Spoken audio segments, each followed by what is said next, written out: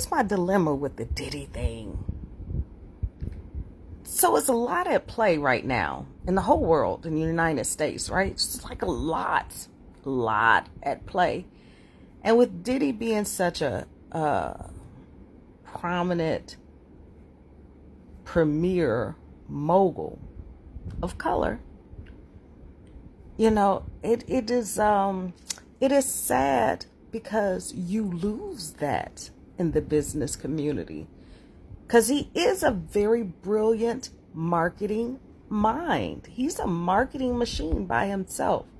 So that we're going to lose a great CEO, black CEO, let's just say it.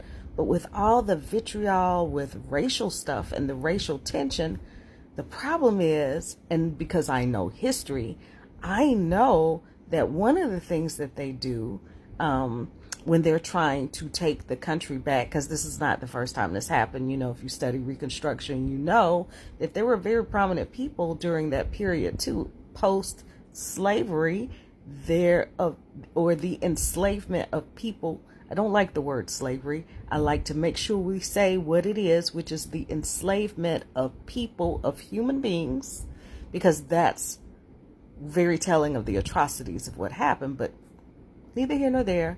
We know there were prominent people, prominent communities. People were growing and starting to build stuff and do well. And as they started to ascend, people got upset about the ascension. And even though they were nowhere close to the other community, they wanted to take it backwards because it made them uncomfortable. And so Diddy represents progress.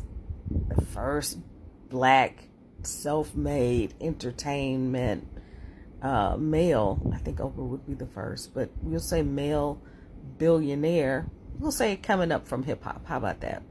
Hip hop. Even though I think Dr. Dre did it first, we had to give away half his assets with his divorce and the whole Apple thing, Beats thing. But, we'll say that Diddy is the first one that we hold on to. And he is a CEO, and he's a brilliant mind when it comes to that kind of stuff. So the problem is you've got the destruction of that, which some people could say could be political, but on the other end, that ninja probably did it. You know what I mean? And so I have a problem, allegedly.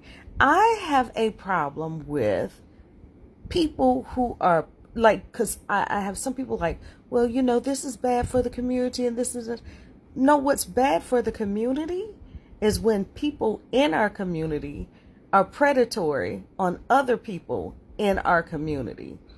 I have a problem with people who slang in their community and destroy the community, like what Biggie talked about. But say, I was trying to feed my family. How dare you try to tell on me when I was trying to feed my family? But in feeding your one family, you destroyed a myriad of other families, and for generations to come, by doing the things you did. And we got to think about that. So sometimes your enemies can look like you, and sometimes we take on the mask. We wear the mask of the same people oppressing your community.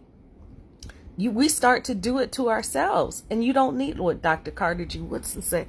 I tell you to go to the back of the bus, you're going to go on your own. And if there's no, or go to the back of the back door, and if there is no back door, your very nature will demand one. That's where you should be.